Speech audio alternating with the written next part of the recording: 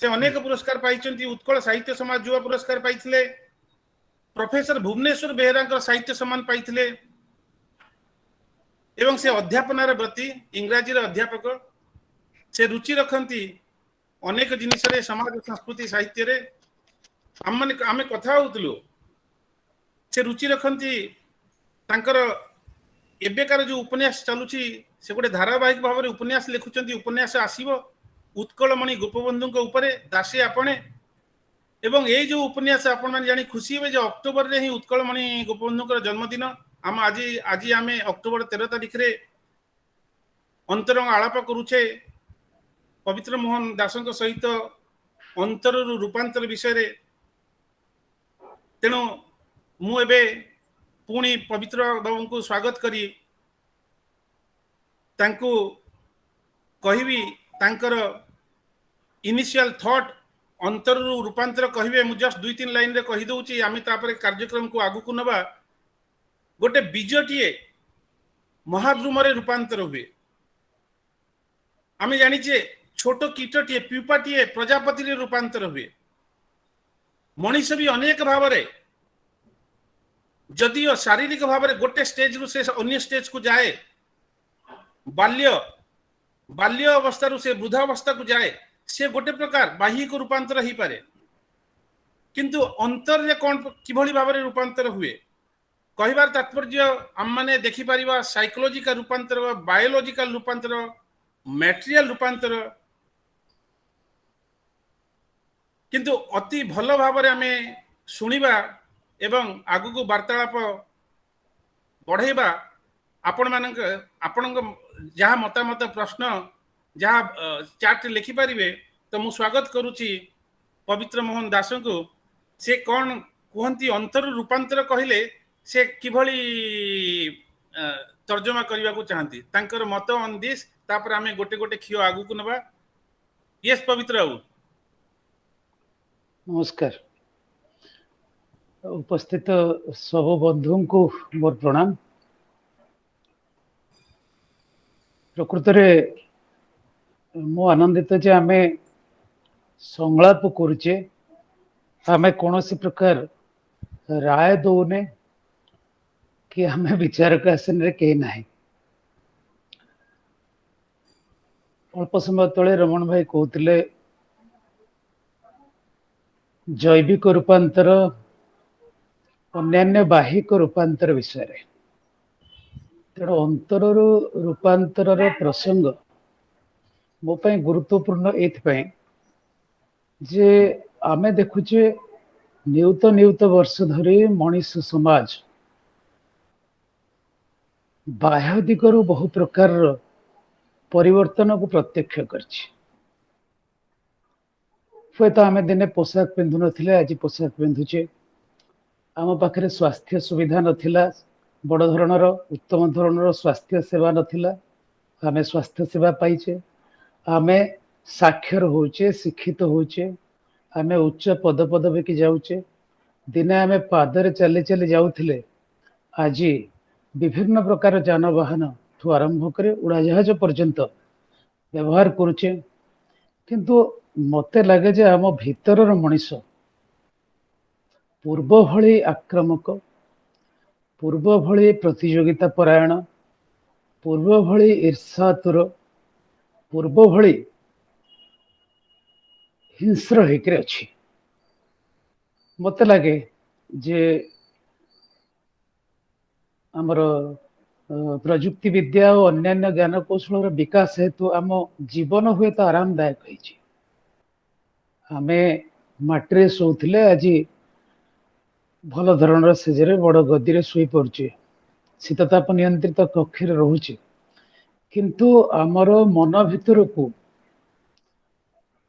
प्रवेश करी जदि आमे देखिबा को चाहिबा, आम चेतनार धारक भितर को प्रवेश करी आमे जदि देखिबा को चाहिबा, ताले देखिबा को पाइबा जे आमे प्राणी भावे विशेष किछि बदली नाही, आमे मनीष भावे विशेष किछि बदली नाही। जदि किछि बदली मत लगे अवनति घटी। दिने हुए तो आमे खाद्य संधान पाई क्या मारुथिले। गोटे छोट गप ये कहबी। ଦୁଇ ଜଣ ନରଭକ୍ଷୀ ଗୋଟେ ଯୁଦ୍ଧ ପଡିଆ ଦେଇ ଯାଉଥିଲେ। ଜଣେ କହୁଛି ଏତେ ମୁର୍ଦାର ଆମେ ତ ଖାଇପାରିବାନି, ଆଉ ଜଣେ କହୁଛି ଆରେ ଏମାନେ ଆମେ ଖାଇବା ପାଇଁ ମରା ହେଇନାହାନ୍ତି, ଏମାନେ ମରା ହେଇଛନ୍ତି ବା ମରିଛନ୍ତି ଯୁଦ୍ଧରେ। ନା ଏତେ ଲୋକଙ୍କୁ ଖାଇପାରିବେନି ଯଦି କାହିଁ ମାରିଲେ। ମତେ ବେଳେ ବେଳେ ଲାଗେ ସଭ୍ୟତା, ବିକାଶ ଆଉ ପ୍ରଯୁକ୍ତି ବିଦ୍ୟାର ଯାବତୀୟ ଉନ୍ନତ ସୋପାନରେ ଆମେ ହୁଏତ ସେଇ ନରଭକ୍ଷୀ ଦୁହିଁଙ୍କ ଠାରୁ କମ ନିରୀହ ଅଛି।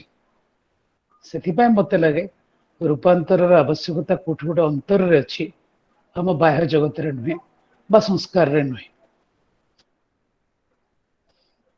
ନା କଣ କହୁଛନ୍ତି ରମଣ ବାବୁ?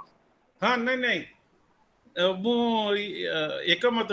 ତ ଅନ୍ତରରୁ ଯୋଉ ରୂପାନ୍ତର, ଆପଣ ବି ଲାଇକ୍ ଜିଦୁ କୃଷ୍ଣମୂର୍ତ୍ତିଙ୍କ ଉପରେ ଆଗ୍ରହ ରଖନ୍ତି। ଆମେ ବେଳେ ବେଳେ କଥା ହେଇଛେ, ତାଙ୍କର ଇଣ୍ଟରନାଲ ରିଭଲ୍ୟୁସନ ବି କଥା ହୁଏ।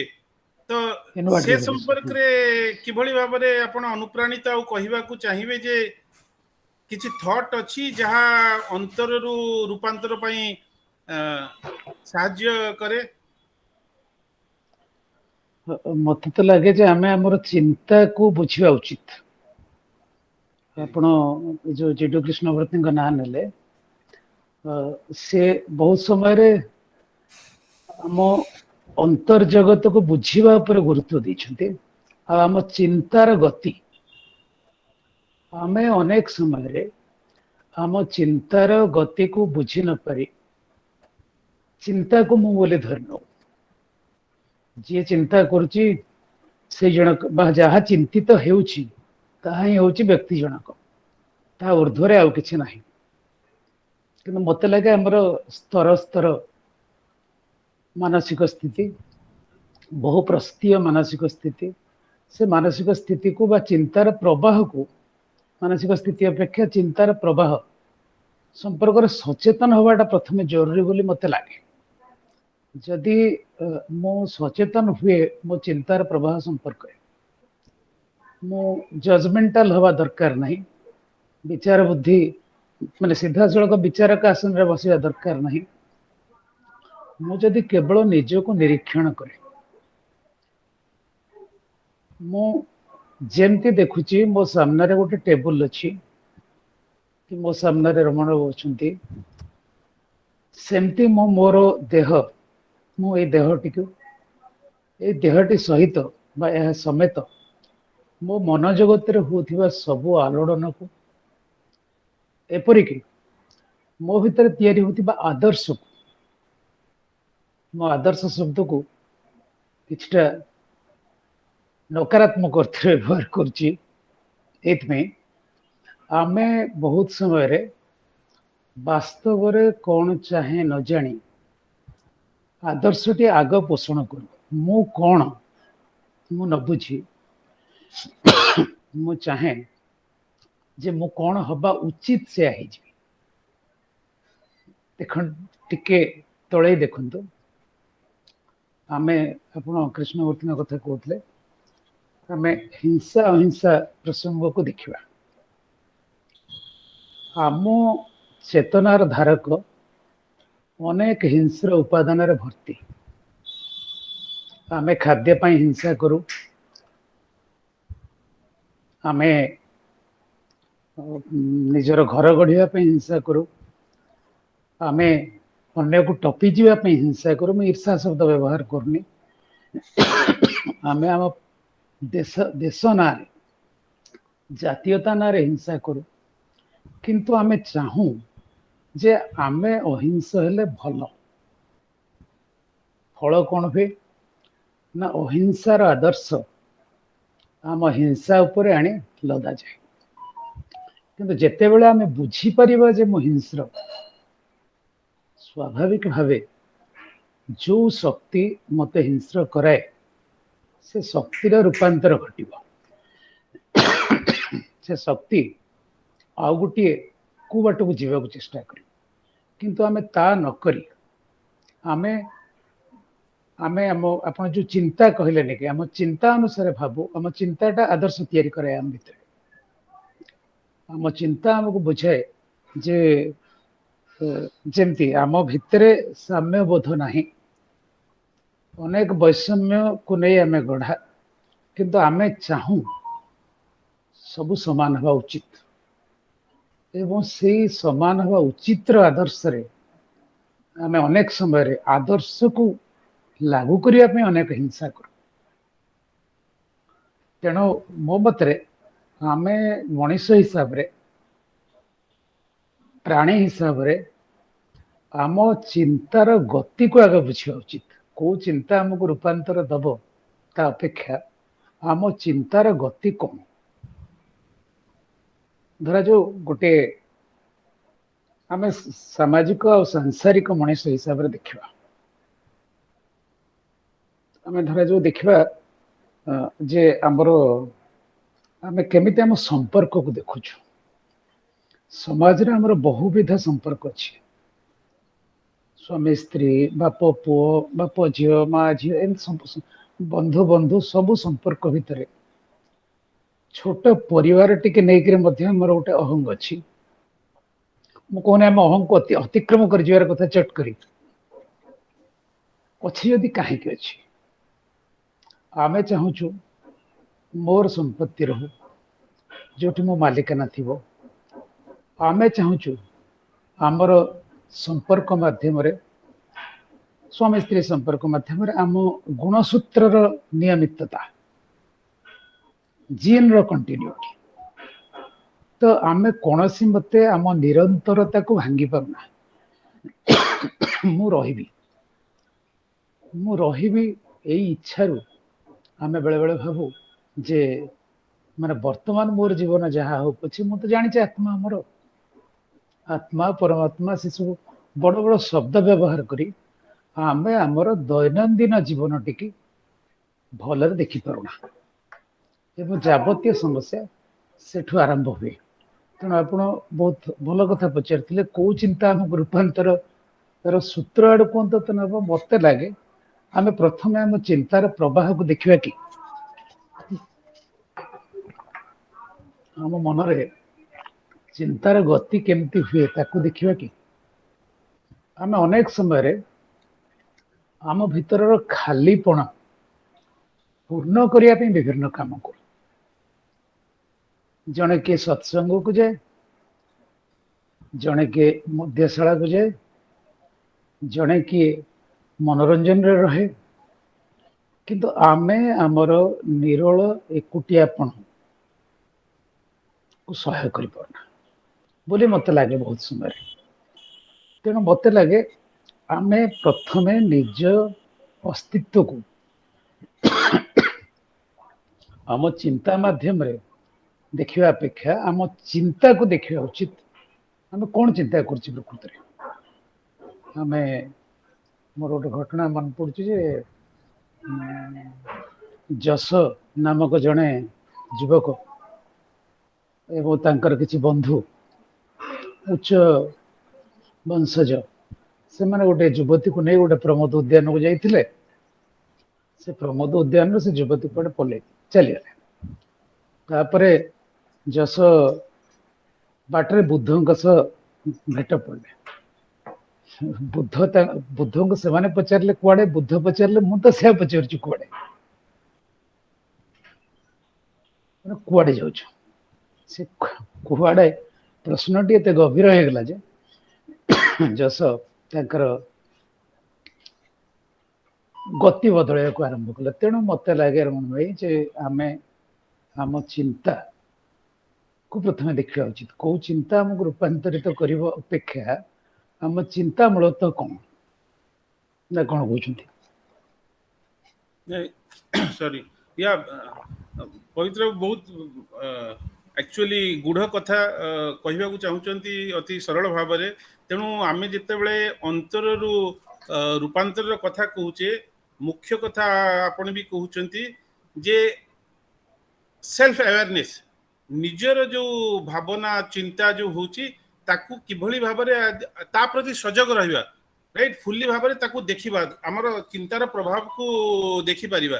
तेणु से जो आमे जे फुल्ली अवेयर रहिबा चिंतार प्रभाव को देखिबा ଏବଂ ଦେଖିଲା ଭିତରେ ଆପଣ ବି ଜାଣିଥିବେ ଯେତେବେଳେ ଗୋଟେ ପ୍ରକାର internal you can say sometimes अपीवल होची राइट आमे देखुचे बसिचे सो आपण वुड यू रिलेट दैट सेटा कोन गोटे मेडिटेशन भाव सह रिलेट करिवे ना जहा जिदु कृष्णमूर्ति कहंती जे किभली संपूर्ण भावरे निज को निजर चिंता प्रति सजग रहिबा इंटरनल अवेयरनेस एवं ताकू करिबा पई से जो इंटरनल रिवोल्यूशन रो कथा कहउचंती गोटे प्रकार रिवोल्यूशन को आपण भाबुचंती से कोन कहिया चाहउचंती जो विप्लव टर्म टा रिवोल्यूशन इंटरनल रिवोल्यूशन सेटा को टिके सरल भाबरे कोहंतु लाइक एते प्रकार राइट विप्लव इंटरनल रिवोल्यूशन सो दरकार की गोटे प्रकार इंटरनल रिवोल्यूशन से चिंता को आमे देखिबा निजर चिंता चेतना को अनुसरण करिबा देखिबा एवं तापर ट्रांसफर इंटरनल ट्रांसफॉर्मेशन हेबो आपण प्रथम बहुत सुंदर शब्द दीटी कहले भारी सहज शब्द ध्यान समस्त कर तो मुझे जगह को आउथरे आछी आपण सजागता और ध्यान ए दुटा शब्द व्यवहार कले प्रथम वाक्य रे आमे बहुत लोक भावंती जे ध्यान रो अर्थ होची मु आखि मुदी बसबी किंबा अर्ध निमिलित चक्षु करिके बसबी आउ दुनिया रा सब किसी को आखि बुझदे किसी लोग कहते जे मु 2 घंटा ध्यान कली 3 घंटा ध्यान कली तो जीवन रो 2-3 घंटा ध्यान करी बाकी समय तक मु गोटे कंसे भले बंचिले किंबा गोटे मनोरंजन कार्यक्रम रे आप्यायित हेली आप्यायन और विनोदन को मार्ग करी बंचिले मते लगे जे से सजागता शब्दटी आपण बहुत भल शब्द व्यवहार करछिंती सजागता ही ध्यान निरंतर सजागता ए विषय आम क्या उपदेश दबा नहीं एतर उपदेश ही नहीं कारण सजाग रहिबा मोर मो पई जरूरी मोर सचिरतर गोटे कवितार भारी सुंदर धाड़ी जदिओ से धाड़ी गौतम बुद्ध व्यवहार करछिंती महावीर जी ने व्यवहार करछिंती माने अन्य को करुणा खाली वास्तव रे निज को करुणा धाटी आउथरे कहूँ अन्य को करुणा खाली वास्तव रे निज को करुणा केबे थरे पढ़ुथिली रमण महर्षि को जने पचारुची जे आपणकर मत कौन अन्य विषय रे आपण सिना निजे रूपांतरित हो जिवे रमण महर्षि कहते आई एम द अदर मु हूँ अन्य मोर अन्य भितर फरक नहीं तो निरंतर सजागता माध्यम रे ही ए कथाटी आसी परियो आमे गोटे जो मिलिंद पन्ना कोठी मन पके परिबा माने थरे तो बुद्ध को पचरा गला जे तमे किए ना मु जाग्रत से कौन सी ना कहले नहीं कि आ गोटे एमती संलाप अच्छी जड़े पचारुची जे मैंने मिलिंद आछंती बुद्ध को भेटी से पचारुचंती जे आपण को मुंडटा कौन तथागत ना ना आपनकर ये 2 बाहु कौन तथागत ना ना गोड़ कौन तथागत सब पचार ना ना ता अर्थ कौन तथागत एठी नहांती बुद्ध तांको नहांती अच्छंती उत्तर देले नाही से कहले जे आपण एठी कोथरे आसिले ना मो रथरे आसिली ना यार चक गुड़ी कौन रथ चकर रथर फड़ी कौन रथ झुरा कि दंडा जहाँ रहा से सब कौन रथ ना ना ना ता अर्थ कौन आप कौन आसीना पूर्ण सजागता आमको ये गोटे जगह को निए जो आम निज भीतर निजपण बोली आम जहाँ को बुझीचे तार एकदम गहिर चेर पाखे आमको पहुंचाए मूल पाखे पहुंचाए से आम देखू आम कौन देखू से जड़े पूर्ण सजग लोक ही निजे अनुभव कर संपर्क में कौन विचारक सुलभ मंतव्य देवार आवश्यक नहीं आउ योग्यता भी नहीं मत लगे कहीं से संपर्क में विचार कहबा अनुचित माने से जो विख्यात धाड़ी जे अपदीप भव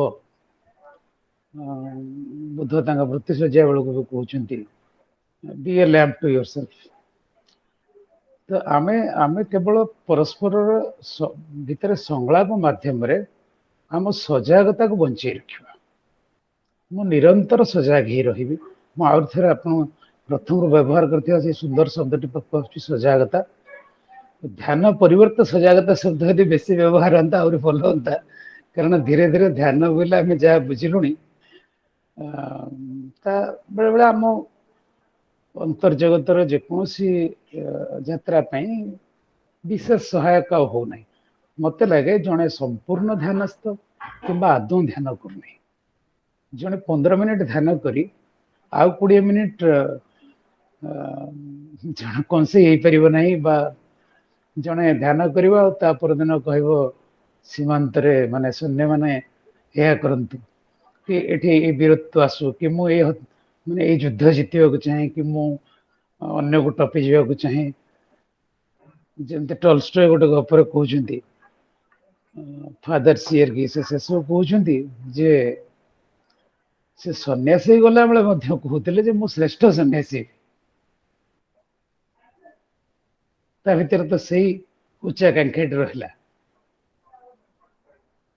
तेणु मत लगे जे जमती आम ध्यान शब्दर व्याख्या गोटे अलग स्तर को चली जाइए सहित गोटे कर्मकांड जोड़ी हो सारी से दिगरु सजगता शब्दटी मत बहुत भल लगे कहला नहीं बहुत बढ़िया आमे सनै सनै विषय को प्रवेश करूचे एंड आमे भी आसीबा आपण को उपन्यास पाखकू ता आगरु आउ दी तीन टी जिंस आमे कथा ही जीवा जेतेले आमे अंतर रूपांतर कथा कहूचे आपण आरंभ रे भी कहउतले जे प्रयुक्ति विद्या विषय रे बा अन्य शिक्षा प्रयुक्ति शिक्षा विषय रे दुईटी प्रश्न एई कंटेक्स्ट रे रखिबी गोटे जिनिस जेतेले आमे आउ एवं आपण कहउतले जे किभଳି भाबे हमर थॉट को देखिबा राइट भावना प्रभाव को देखिबा तेणु गोटे कथा जे प्रयुक्ति विद्या आमको आमर आंतरिक अंतर विकास रे साहाय्य हेछि कि हेउछि कि हेई पारिबो कि बा कौन आमर अंतरर विकास रे अंतराय होउछि किभଳି सेटा जानिबा नंबर 1 एई कॉन्टेक्स्ट रे भी आपण कहिबे जेतेबेले आमे आमर थॉट को देखिबा आपण जानिथिबे इन जनरल पार्लांस आमे कहूजे आई मीन आमर and also brain science like neuroscience रे भी सेउडा प्रूव हेछि because we have millions of billions of neurons प्रति सेकेंड रे हजार हजार थॉट्स आम मुंडे रे आसे तेणु जदि आमे आमर थॉट को देखुचे कैन वी से जे आमे आमर निश्वास प्रश्वास प्रति सजग रहिबा निश्वास प्रश्वास को देखिबा इंटरनल अवेयरनेस सेटा को आमे मीन करूचे बा थॉट को देखिबाटा को आपण किभଳି भाबरे देखुचंती तो एई दुईटी प्रश्न ऊपर टिके आलोकपात करंतु आपनकर अनुभूति रु प्रयुक्ति विद्या जो पर्यंत गोटे घोड़ा मनीष ता ऊपर बसछि से जाए ठीक अच्छी किंतु प्रयुक्ति विद्या जदि गोटे छंचाण हुए आ मनीष को झांपी नहीं जाए ताल समस्या बोले मत लगे मु संपूर्ण भाव प्रयुक्ति विद्यार व्यवहार को एड़े पारिबा नहीं कारण आम एबे जो कथबार्तार सुजोग टिके तैयारी करि परिछि ऑनलाइन रे से तो मध्य प्रयुक्ति विद्यार सहायता एमती कि कह जाए मोबाइल रो जो विभिन्न सिग्नल से सिग्नल बहुमाछी मैंने बाट बुलूं प्रकृतिर बहुत क्षति होची तो आम सजग हेले शुणी जड़े ओडिया अमेरिका रहते जड़े दार्शनिक जितेंद्र महांती ठीक जदि कहते नाम से माने बहुत समय माने फोन भी विशेष व्यवहार कर तो आम प्रयुक्ति विद्यार लाभ किसी क्षेत्र में नहीं पारिबा किंतु प्रजुक्ति विद्या जदि आम उपरे चाप सृष्टि करे एवं आमर दैनंदिन जीवन को केवल स्विच ही नियंत्रण करे ताहले आमर जहाँ किछि अंतर्निहित निर्यास अच्छी प्रभावित हम आप देखु जैविक दिग जड़े जदि दैनंदिन जीवन में अधिक अधिक समय कंप्यूटर सामने बस तार आखि खराब हो प्रथम तापर तार मस्तिष्क ऊपर चाप पड़ुची मस्तिष्क जहाँ गोटे अति सूक्ष्म अस्त्र आम मान हाथ में आम कहीपर सूक्ष्म जंत्र मनीष हाथ में भयंकर भाव प्रभावित होची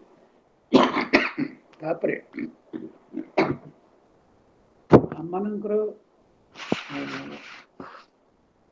दैनंदिन जीवन को आउ केमती नियंत्रित करुचे आम देखिपे मनुष्यर चलवा अभ्यास थिला आज जो हार रे मधुमेह रक्तचाप आउ कर्कट रोग व्यापीवा आरंभ होचे अन्य रोग विषय विशेषज्ञ माने कहे मोर से ज्ञान नहीं किंतु आमर प्रजुक्ति विद्या जनित जीवन मु अल्प समय तले आपको फोन करी गोटे ट्राफिक अच्छी विलंब पहुंची पाए तो आम कह गाड़ी चढ़ा छाड़देवा ट्रेन रे जीवा नहीं उड़ा जहाज जीवा नहीं प्रजुक्ति विद्या सहित जड़ित होकर अच्छी आम प्रकृति को केते आम उपयोग कर तो आम प्रजुक्ति विद्या गला 50 वर्ष भितर प्रकृति को एत बेसी उपयोग कर सारी जे आम तार विभिन्न पार्श्व प्रतिक्रिया देखुचे से दिगुर मत लगे प्रजुक्ति विद्या विज्ञान गोटे प्रायोगिक दिग आम प्रायोगिक दिगटा को एत गुरुत्व देदेले जे मौलिक विज्ञान आम गौण होगा आप देखु बर्तमान आम मौलिक विज्ञान अपेक्षा आम पिला वैषयिक शिक्षा प्रति बेसी फेलुचु बोली मुझे कहूँ बापा यदि इंजीनियर हो पारे इंजीनियरिंग कॉलेज छतु फुटला बेले खोलुची फंडामेंटल फिजिक्स पढ़ा पिला कम आग्रह कम मत लगे जे आमर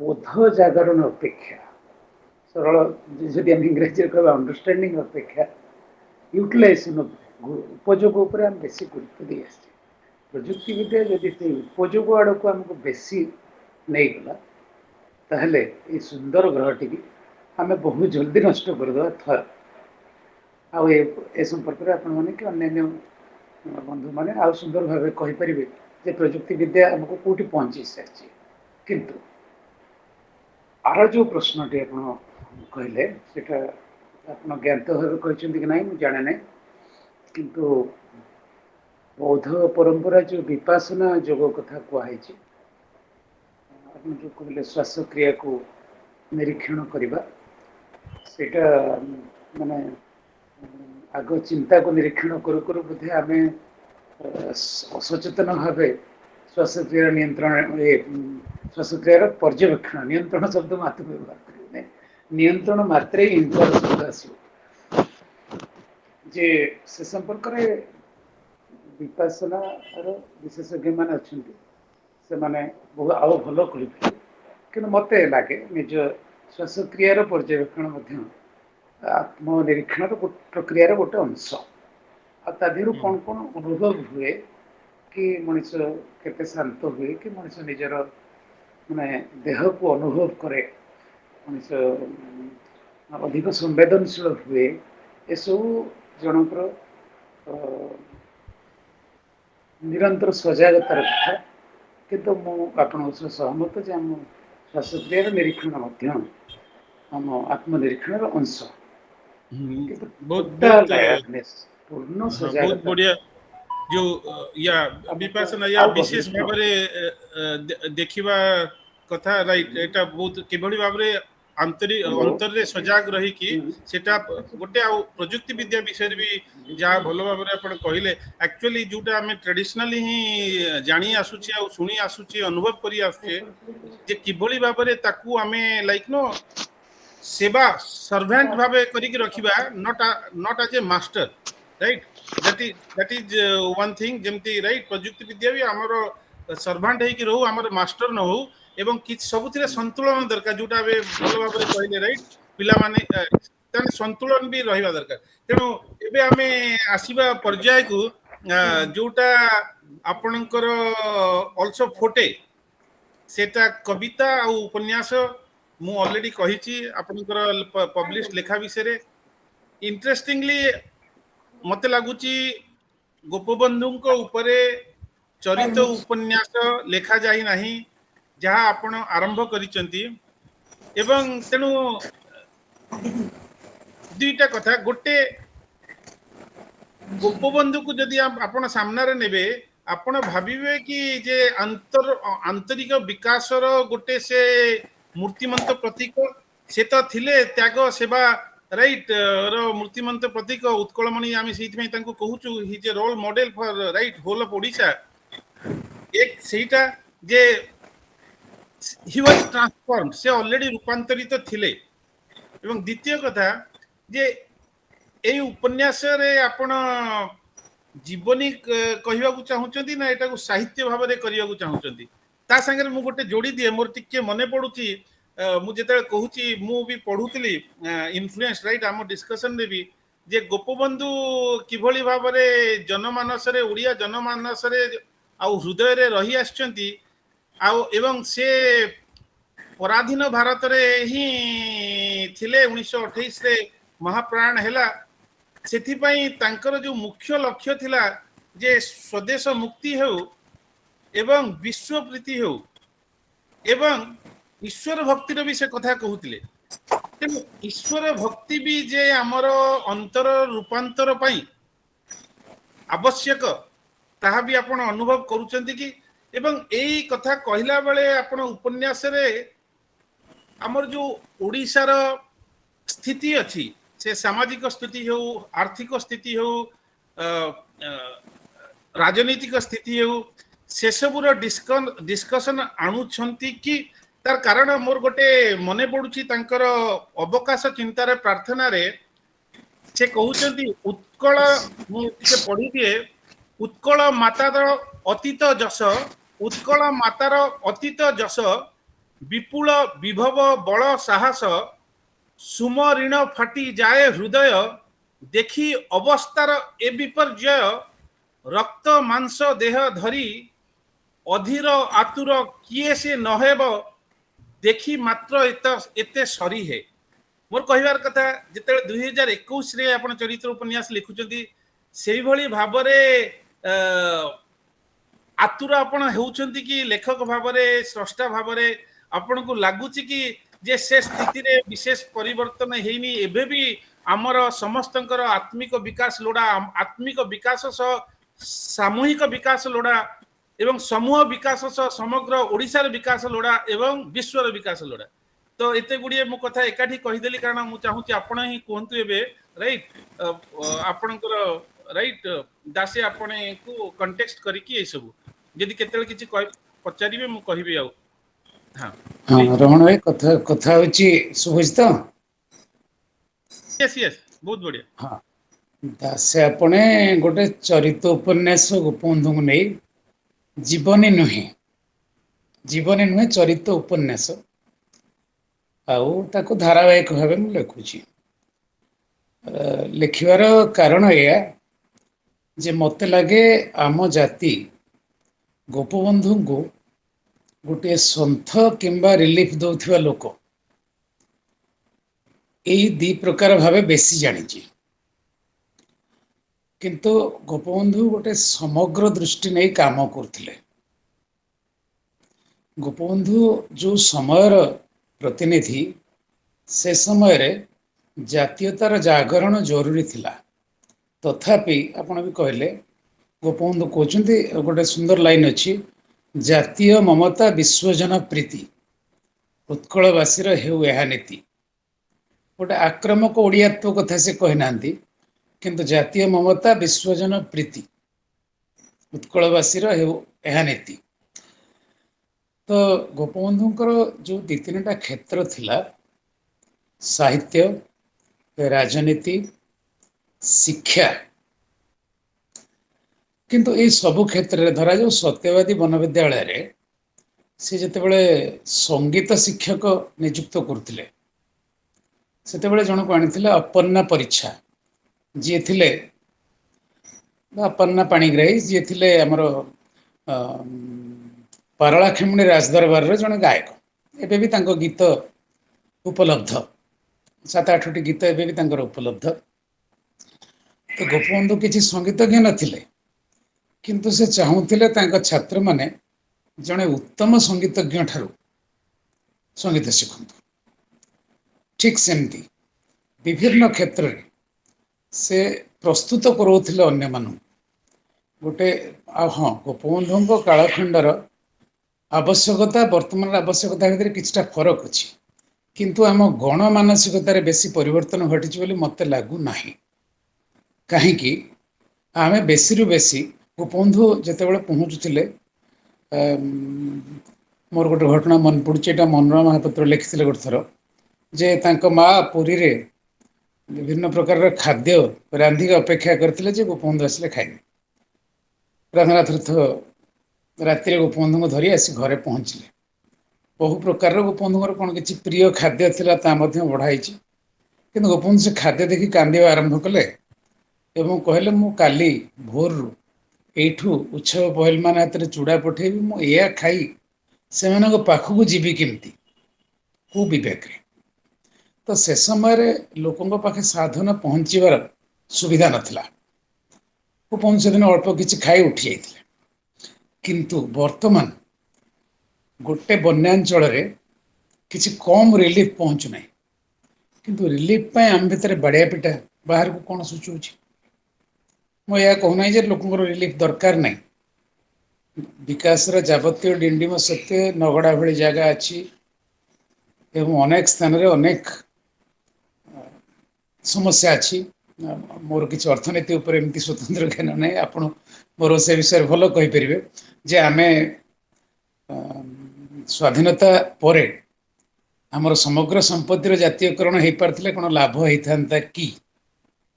ତା ନହେଇ ଆମେ ଲୋକଙ୍କୁ ମାଗଣା ଚାଉଳ ଦବା ଏବଂ ଆମର ଅନ୍ୟ କିଛି ମସୁଧା ଥିବ ଭିତରେ ବା ଦେଶ ଅନ୍ୟମାନଙ୍କ ହାତରେ ଥିବ।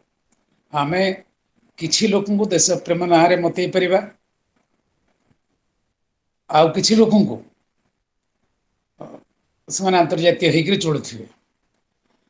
ଗୋପବନ୍ଧୁଙ୍କ ସମୟର ଆବଶ୍ୟକତା ଗୁଡିକୁ ଗୋପବନ୍ଧୁ ସମ୍ବୋଧନ କରିବାକୁ ଚେଷ୍ଟା କରିଛନ୍ତି, କିନ୍ତୁ ବର୍ତ୍ତମାନ ସମୟରେ ମତେ ଲାଗେ ଯେ ଦାରିଦ୍ର୍ୟ ଅଛି, ସ୍ୱାସ୍ଥ୍ୟ ସେବାର ସମସ୍ୟା ଅଛି, ସରକାରଙ୍କ ତରଫରୁ ମଧ୍ୟ ବହୁତ କାର୍ଯ୍ୟ ବି କରାଯାଉଛି, ବିଭିନ୍ନ ଏନଜିଓ ବି କାମ କରୁଛନ୍ତି, ସମସ୍ତେ ମାନେ ଗୋଟେ ପଦ୍ଧତି ଖୋଜିବାରେ ବ୍ୟସ୍ତ।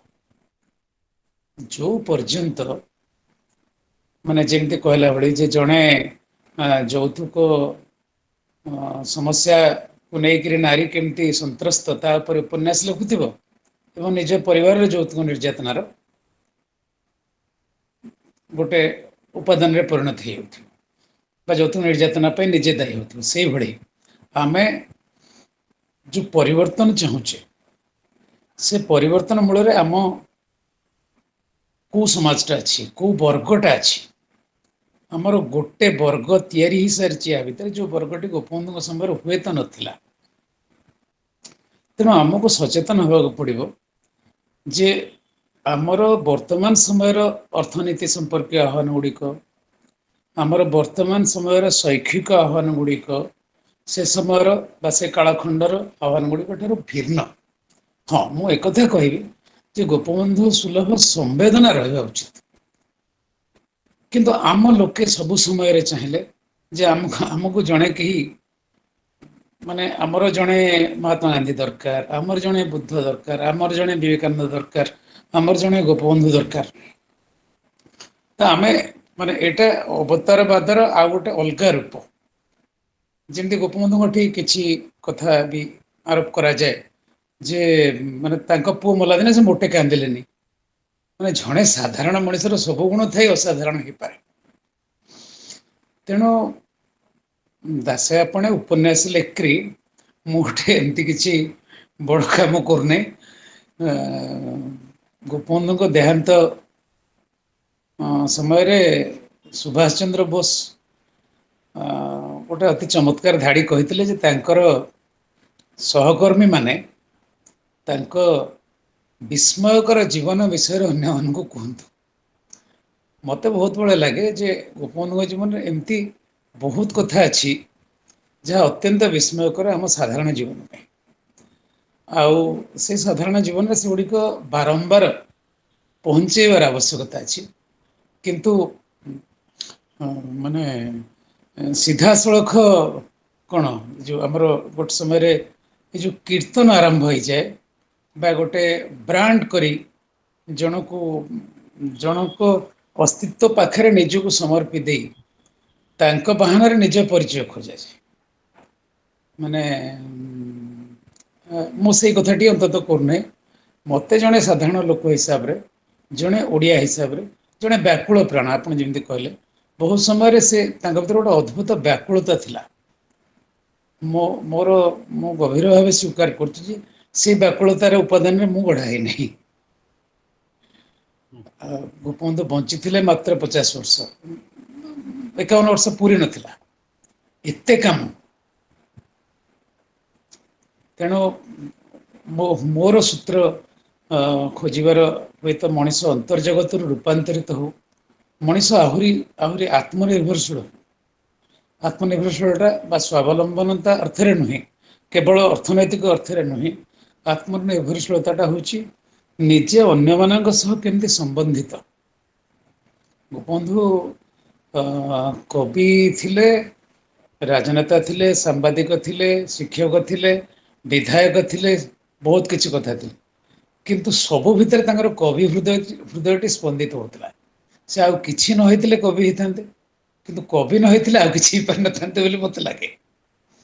ମୁଁ ଏ ସାଧାରଣ କବିତା ଲେଖି ଯଶ ଅର୍ଜିବା ଅର୍ଥରେ କହୁନି, ମାନେ ଗୋଟେ ଯଥାର୍ଥ ସମ୍ବେଦନଶୀଳ କବିର ହୃଦୟ ନେଇକରି ସେ ସାରା ଜୀବନ ବଞ୍ଚିଛନ୍ତି। ମୋର ଗୋଟେ ଘଟଣା ମନେ ପଡୁଛି ଯେ ପୁରୀରେ ରାମଚନ୍ଦ୍ର ରଥ ଜଣେ ଲୋକ ଥିଲେ। ସେ ଛାତ୍ର ବେଳେ ଗୋପବନ୍ଧୁଙ୍କୁ କିଛି ଆର୍ଥିକ ସାହାଯ୍ୟ ମାଗିବାକୁ ଗଲେ। ଗୋପବନ୍ଧୁଙ୍କ ଭଳି କୋମଳ ହୃଦୟ ଲୋକ ତାଙ୍କୁ କହିଲେ ଯେ ମୁଁ ମାଗିବାର ବିରୋଧୀ, ମାଗ ନାହିଁ ଅର୍ଜି କରି ପଢ। ତା ପରଦିନ ରାମଚନ୍ଦ୍ର ରଥ ଶୁଖୁଆ ପଟ ବୋହୁଛନ୍ତି ଷ୍ଟେସନରେ। ନୀଳକଣ୍ଠ ଦାସ କିଛି ଦିନ ପରେ ଗୋପବନ୍ଧୁଙ୍କୁ ଆସି କହିଲେ ସେ ପିଲାଟିକି ଆପଣ କଣ କହିଲେ ସେ ଯାଇକରି ଷ୍ଟେସନରେ ଶୁଖୁଆ ପଟ ବୋହୁଛି? ନା ଜୀବନ ଶିଖିବ। ସେଇ ରାମଚନ୍ଦ୍ର ରଥ ପରବର୍ତ୍ତୀ ସମୟରେ ଖୋର୍ଦ୍ଧା କୋର୍ଟରେ କଣ ପେସ୍କାର ହେଇଥିଲେ।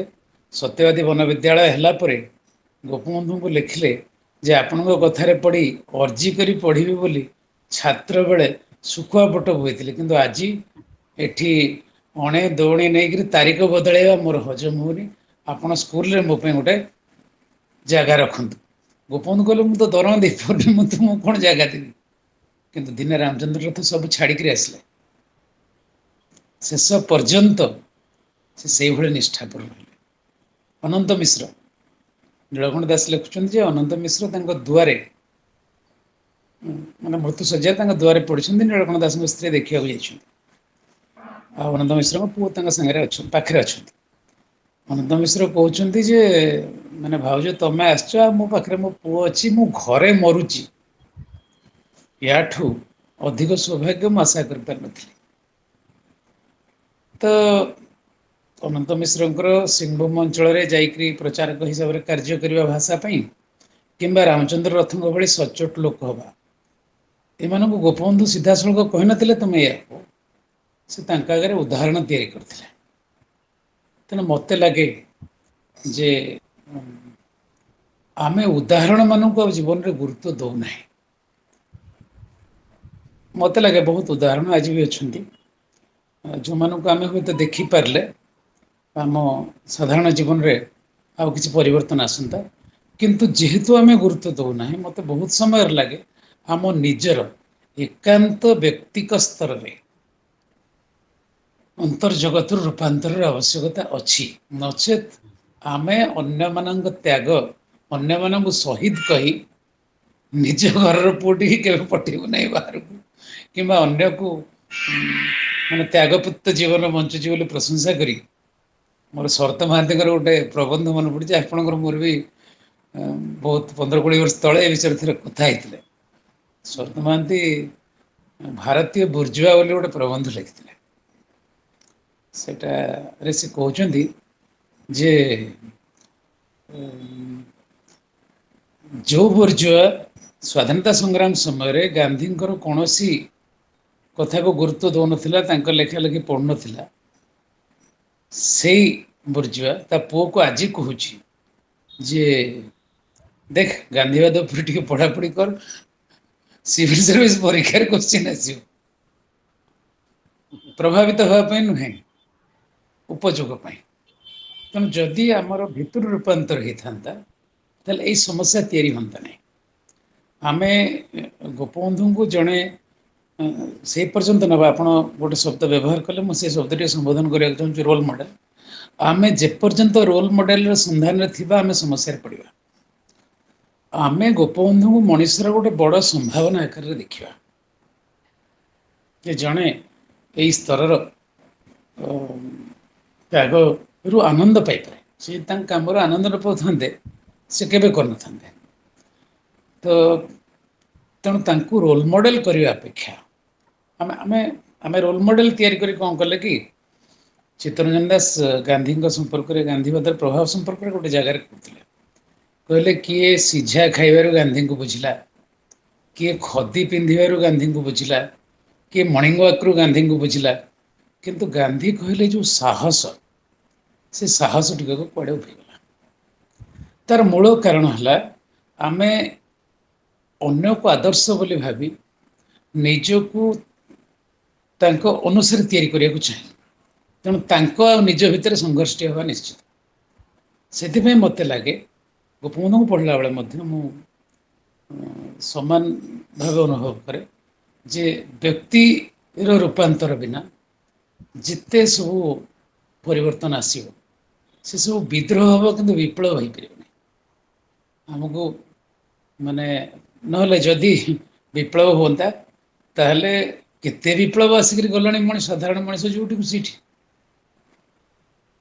ଆମେ କହିବା ଯେ ରୁଷରେ ଏମିତି 1917ର ବିପ୍ଳବ ଏହା କଲା, ଶେଷରେ କଣ ହେଲା? ହିଟଲର ଆଉ ସ୍ତାଲିନ ଆପଣ ତୁଳନା କରନ୍ତୁ। ଗୋଟେ ପଟେ ହିଂସା ଗୋଟେ ପ୍ରକାର ବାହାରୁଛି, ଆଉ ଗୋଟେ ପଟେ ମଧ୍ୟ ହିଂସା ଆଉ ଗୋଟେ ପ୍ରକାର ବାହାରୁଛି। ପବିତ୍ର ବହୁତ ବଢିଆ। ଆକ୍ଚୁଆଲି ମୁଁ ରଖିବି ଟିକେ ପ୍ରଶ୍ନଟିକୁ ଆଉ ଟିକେ ଆସିବି। ହଁ, କମ୍ପ୍ଲିଟ ହେଇଯିବ, ଠିକ ଅଛି ନା? ହଁ ହଁ ହଁ, ନାଇଁ ବହୁତ ବଢିଆ। କାରଣ ମୁଁ ସେଟା ଅକର କରୁଛି, ମୁଁ କହିଦେବାକୁ ଚାହୁଁଛି, ରାଇଟ୍? ଏତେ ଭଲ ଭାବରେ ଆପଣ ତର୍ଜମା କରିଚାଲିଛନ୍ତି ଏବଂ ସରଳ ଭାବରେ। ଆଣ୍ଡ ଏଇଟା ଆସୁଛି ବିକଜ କେତେ ଇନଭଲ୍ଭ ଆପଣ ଉପନ୍ୟାସରେ, ଚରିତ ଉପନ୍ୟାସ ଲେଖିଲା ବେଳେ। ତେଣୁ ମୁଁ ରୋକିଲି ଏଇଥିପାଇଁ ଯେ ଦୁଇଟି କଥା ଆରି ସାଙ୍ଗରେ ମିଶେଇ କହନ୍ତୁ।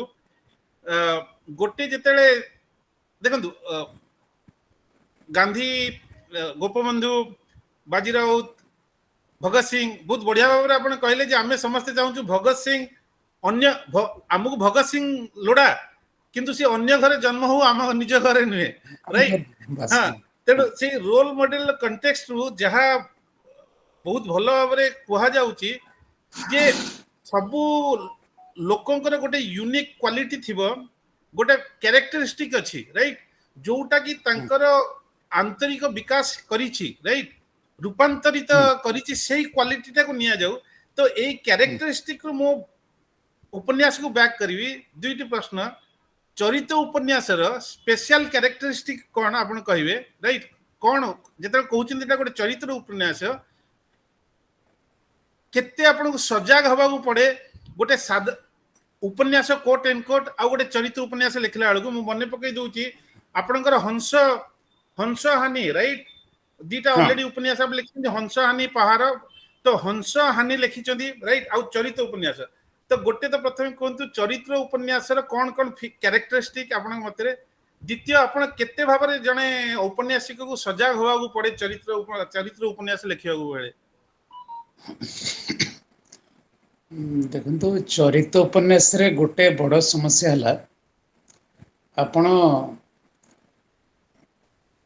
ଇତିହାସ ବି ଲେଖିବେ କିନ୍ତୁ ସେଇ ଚରିତ୍ରଟିକି ନେଇକିରି ଆଉ ଯାହା ଯାହା ଅଛି, ଧରାଯାଉ ଗୋପବନ୍ଧୁଙ୍କ ଉପରେ ଲେଖିଲା ବେଳେ ମୁଁ ଗୋଟେ ଘଟଣା ପାଇଲି। ଘଟଣାଟି ହେଉଛି ଯେ ଗୋପବନ୍ଧୁ ତାଙ୍କର ପିଇସିଙ୍କ ସହିତ ଚାଲି ଚାଲି ଯାଆନ୍ତି ସାକ୍ଷ୍ୟପାଳ ଛୋଟବେଳେ। ଯୋଉଠି ଗୋଟେ ବଳଦ ଦେଖନ୍ତି, ପଚାରନ୍ତି ନାନୀ ଏଇଟା କାହା ବଳଦ? ନା ଏଇଟା ମଠ ବଳଦ। ତାଙ୍କ ନାନୀ ଜାଣିନଥାନ୍ତି କାହାର ବଳଦ। ଏମିତି ଯେତେ ବଳଦ ଦେଖନ୍ତି ମଠର ବଳଦ। ତ ଗୋପବନ୍ଧୁ ପରେ ଗୋଟେ ଥର ଏମାର ମଠ ମହନ୍ତ ଆଉ ସିଏ ଗୋଟେ ସଭାରେ ଥିଲେ।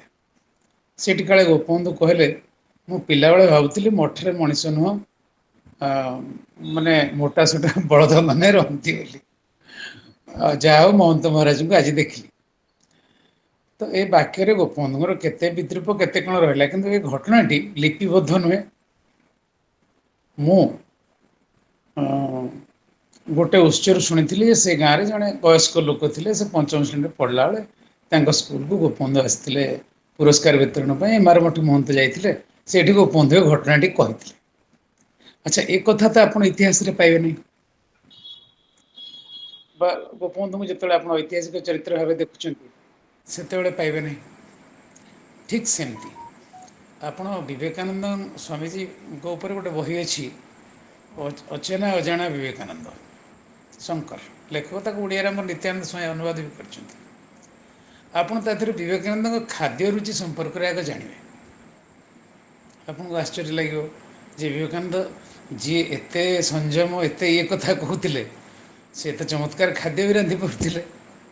ଆଉ ରାନ୍ଧଣାକୁ ନେଇକରି ତାଙ୍କର ଯେଉଁ ରସିକତା, ମାନେ ସେ କହିବେ ଯେ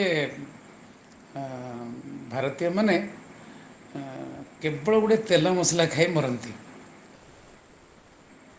ମାନେ ଥରେ ପୂର୍ବବଙ୍ଗରୁ ଜଣେ ମାଛ ଆଣିକରି ଆସିଥିଲା, ସ୍ୱାମୀଜୀ କେମିତି ରାନ୍ଧିକରି ଭୋଗ କଲେ, କ'ଣ କଲେ, ୟୁରୋପୀୟ ରାନ୍ଧଣା ସେ ଶିଷ୍ୟଟିକି ଖୁଆଇଲେ। ମୋ କହିବା କଥା, ଯେତେବେଳେ ଆପଣ ଗୋପବନ୍ଧୁ ବିବେକାନନ୍ଦଙ୍କ ଉପରେ ଗୋଟେ ଚରିତ୍ର ଉପନ୍ୟାସ ଆଟେମ୍ପ୍ଟ କରିବେ, ସେତେବେଳେ ଆପଣଙ୍କୁ ଦେଖିବାକୁ ପଡ଼ିବ ଯେ ସ୍ୱାମୀଜୀଙ୍କର ମଧ୍ୟ ଏମିତି ଗୋଟେ ମହାନ ଇମେଜ୍ ଅଛି, ଯେଉଁଠି ଗୋଟେ ସାଧାରଣ ମଣିଷ କେମିତି ଲୁଚିକି ଥିଲା। ସ୍ୱାମୀଜୀଙ୍କ ଭିତରର ସେ ସାଧାରଣ ଲୋକଟି କେମିତି। ଶଙ୍କର ସେ ବହିରେ ସୁନ୍ଦର କରି ଲେଖିଛନ୍ତି। ଶରତ ମହାନ୍ତି ବି ଗୋଟେ ପ୍ରବନ୍ଧରେ ଲେଖୁଛନ୍ତି, ନାଇଁ ତାଙ୍କର ଛତ୍ରପତି ବିବେକାନନ୍ଦ ବିବେକାନନ୍ଦ ଲେଖୁଛନ୍ତି, ଛତ୍ରପତି ସେ ବିବେକାନନ୍ଦ। ହଁ ଛତ୍ରପତି ବିବେକାନନ୍ଦ, ସେଇ ଯେଉଁ ପୂର୍ବବଙ୍ଗର ଲୋକଟିକି ସେଦିନ ରାନ୍ଧିକରି ଖୁଆଇଲେ ସ୍ୱାମୀଜୀ। ତାପରେ ବଳେଇକରି ଖୁଆଇଲା ପରେ ସେ ବସିଛି, ସେଇଠି ଶରତ ମହାନ୍ତି ଲେଖୁଛନ୍ତି ଯେ ମଣିଷ ପେଟରେ ଆଉ କେତେ ଶ୍ରଦ୍ଧା ଧରିବ। ତେଣୁ ସେଠି ପ୍ରାବନ୍ଧିକ ଶରତ ମହାନ୍ତି ଅତି ଚମତ୍କାର ଚଟୁଳତା ମାଧ୍ୟମରେ ସ୍ୱାମୀଜୀଙ୍କ ଚରିତ୍ରକୁ ଫୁଟେଇଛନ୍ତି। ତେଣୁ ଆମେ ଜଣଙ୍କ ଉପରେ ଯେତେବେଳେ ଉପନ୍ୟାସ ଲେଖିବାକୁ ଯିବା, ତାକୁ ନେଇକରି ସୃଷ୍ଟି ହୋଇଥିବା କିମ୍ବଦନ୍ତୀ, ଆଖ୍ୟାନ ଗୁଡ଼ିକ ମଧ୍ୟ ତା ଦେହରେ ଯୋଡ଼ିବାକୁ ପଡ଼ିବ। ଆମେ କେବଳ ତାକୁ ଶୁଷ୍କ ତଥ୍ୟଭିତ୍ତିକ ଇତିହାସରେ ପରିଣତ କରିବା ନାହିଁ। ତେଣୁ ଚରିତ୍ର ଉପନ୍ୟାସର ସମସ୍ୟା ଏଇଠି ଯେ ଆପଣ ସଚେତନ ନହେଲେ ଲୋକ ଆପଣଙ୍କ ଉପରେ ବିରକ୍ତ ହେବାର ସମ୍ଭାବନା ଅଛି। ଆଉ ବାକି ଦ୍ୱିତୀୟ କଥା, ଜଣେ ମହାନ ବ୍ୟକ୍ତିଙ୍କୁ, ଜଣେ ପ୍ରଖ୍ୟାତ ବ୍ୟକ୍ତିଙ୍କୁ ତାଙ୍କ ସାଧାରଣ ଦିଗ ଗୁଡ଼ିକ ଦେଖିବାକୁ ମଧ୍ୟ ଆପଣଙ୍କର ସୁଯୋଗ ଅଛି। ସେ ଯେ ଏଇ ସାଧାରଣ ସ୍ତରରୁ ଅସାଧାରଣ ହେଇଥିଲେ, ତା ଦେଖିବାକୁ ସୁଯୋଗ ଅଛି। ତେଣୁ ଏଇଟା ଗୋଟେ ଆନନ୍ଦଦାୟକ ପ୍ରକ୍ରିୟା ବି, ବେଳେବେଳେ ସମସ୍ୟାଜନକ ପ୍ରକ୍ରିୟା ବି। ବହୁତ ବହୁତ ବଢିଆ। ଆକ୍ଚୁଆଲି ସମୟ ବିତି ଯାଉଛି, ଆମକୁ ଜଣା ପଡୁନି। ଆଉ ଯୋଉମାନେ ଜଏନ୍ କରିଛନ୍ତି ବି ଅନେକକୁ ଭଲ ଲାଗୁଛି। ପ୍ରଫୁଲ୍ଲ ରାଉତ ମହାଶୟ କହୁଛନ୍ତି ଗୋପବନ୍ଧୁଙ୍କ ଜୀବନୀକୁ ନେଇ ଅତି ଉଚ୍ଚ କୋଟିର ଆଉ ମନସ୍ତାତ୍ତ୍ୱିକ ଆଲୋଚନା କରୁଛନ୍ତି। ରାଇଟ୍, ଆପଣ ବହୁତ ଭଲ ଲାଗୁଛି। ନବଜ୍ୟୋତି ରାୟ ମ୍ୟାଡାମ କହୁଛନ୍ତି ଭଉଣୀ ଯେ ପୋଥି ବାଇଗଣ ଆଉ ବାଡି ବାଇଗଣ ମଧ୍ୟରେ ସତରେ କେତେ ଫରକ। ତ ଯେତେ କଥା ଆମେ ପାଠ ଜାଣିଛେ ଆଉ କେତେ ପ୍ରାଞ୍ଜଳ ଭାବରେ କହୁଛନ୍ତି ପବିତ୍ର ମୋହନ ଦାସ ଆମେ ଯେତେବେଳେ ଆଲୋଚନା ଭାଇ କରୁଛେ ଶୁଭୁନି ହଁ ଶୁଭୁନି ଶୁଭୁନି ଏବେ ଠିକ ସେ ଶୁଭୁଛି ନା ମୁଁ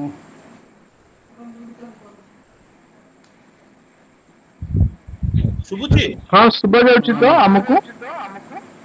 ହଁ ହଁ ନାଇଁ ପବିତ୍ର ବାବୁ ହଁ ମୁଁ କହୁଥିଲି ବହୁତ ଜଣ ଚାଟ୍ ରେ ପ୍ରଶଂସା କରୁଛନ୍ତି ଆଲୋଚନାକୁ ହଁ ହ୍ୟାଲୋ ଏବେ ଶୁଭୁଛି କ୍ୟାନ୍ କନେକ୍ଟ ହଁ ହଁ ନାଇଁ ମୁଁ କହୁଛି ଆମର ସମୟ ବହି ଚାଲିଛି ତ ଏବେ ଅନ୍ୟମାନଙ୍କୁ ଶୁଭୁଛି ପ୍ରଦୀପ ଶୁଭୁଛି ହଁ ହଁ ହଁ ମମ ଭାଇ ଆମେ ହଁ ଶୁଣିପାରୁଛୁ।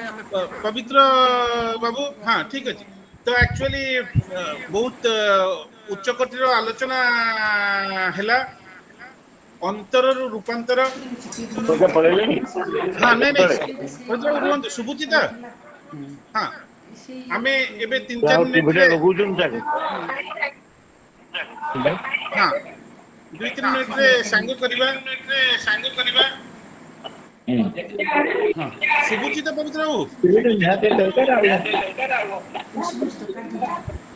ହଁ ରାଇଟ ତ ବହୁତ ଉଚ୍ଚକୋଟୀର ଆଲୋଚନା ଏଇ ଯେତେବେଳେ ଆମମାନେ ଅନ୍ତରରୁ ରୂପାନ୍ତରର କଥା କହୁଛେ we are talking of internal transformation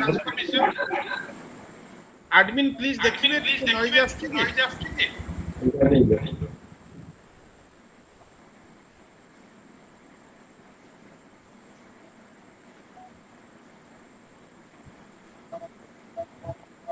ବୋଧେ ପବିତ୍ରଙ୍କୁ ଶୁଭୁ ନାହିଁ କଥା।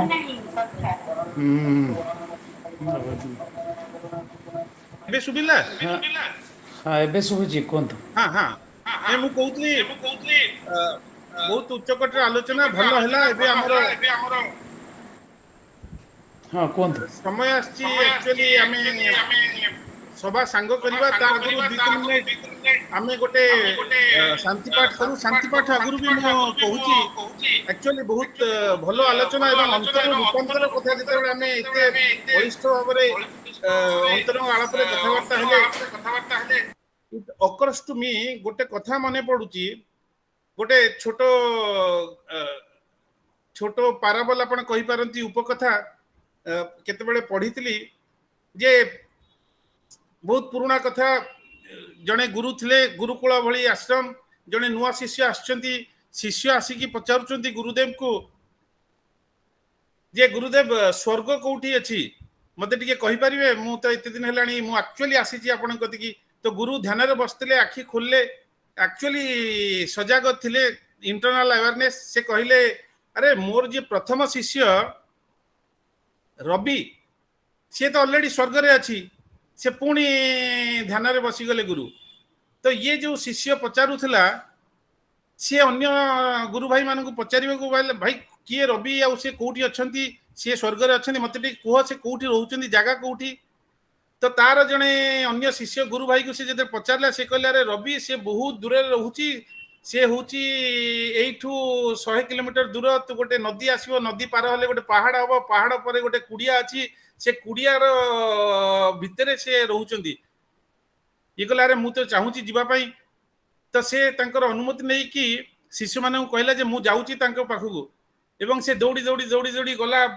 ସେତେବେଳେ ତ ସେଇଭଳିଆ ସମୟ ଦୌଡ଼ିକି ଚାଲିକି ରାସ୍ତାରେ ଖାଇକି କାରଣ ତାର ଇଚ୍ଛା ଅଛି ଯେ ସେ ସ୍ୱର୍ଗ ଦେଖିବ ଯୋଉଠି ପ୍ରଥମ ଶିଷ୍ୟ ରବି ରହୁଛି ଏବଂ ସେ ପାହାଡ ନଦୀ ପାର କରିକି ଆକ୍ଚୁଆଲି ଫାଇନାଲି ସେ ଜାଗାରେ ପହଞ୍ଚିଲା ସେ ଯେତେବେଳେ ପହଞ୍ଚିଲା ଏବଂ ସେଠୁ ସେ ଗୁରୁ ଭାଇ ଯିଏ ରବି ସିଏ ଉଠିକି ଆସିଲେ ପ୍ରଥମ ଶିଷ୍ୟ ଯିଏ କହିଲେ ଭାଇ ହଁ କୁହ କଣ ଖବର କାହାକୁ ଖୋଜୁଛ ସିଏ ଜାଣିଦେଲା ଯେ ଆଚ୍ଛା ଆପଣ ଆମ ଗୁରୁଙ୍କର ପ୍ରଥମ ଶିଷ୍ୟ ରବି ଯିଏଠି ସ୍ୱର୍ଗରେ ରହୁଛନ୍ତି ସିଏ ହସିଲେ ସେ କହିଲେ କଣ କୁହ କହିଲେ ନାଇଁ ନାଇଁ ମୁଁ ଆସିଛି ଆପଣଙ୍କ ପାଖକୁ ଟିକେ ରହିବା ପାଇଁ ଶୁଣିବା ପାଇଁ କିନ୍ତୁ ତାକୁ ଆଶ୍ଚର୍ଯ୍ୟ ଲାଗିଲା ଗୁରୁଦେବ କହିଥିଲେ ସେ ସ୍ୱର୍ଗରେ ରହୁଛି ତାକୁ ତ ଲାଗିଲା ତାକୁ ପଚାରିଲା ଏଠି କେମିତି ଋତୁ କେମିତି କହିଲା ଏଠି ଖରା ଦିନେ ଖରା ହଉଛି ବର୍ଷା ଦିନେ ବର୍ଷା ହଉଛି ଶୀତ ଦିନେ ଶୀତ ହଉଛି ତମକୁ ସବୁ ଭୋଗ କରିବାର ଅଛି ସବୁ ଅନୁଭବ କରିବାର ଅଛି ସିଏ ସେଠି ରହିଲା 3-4 ଦିନ ପରେ ସେ କହିଲା ମୁଁ ଏବେ ଫେରି ଯାଉଛି ସେ ଫେରିକି ଆସିଲା बाटांक भाभी भाभी गला रे मु कोठी जाइथि स्वर्ग एठी तो सब मु जोठी रहे सेमती ही दिसुची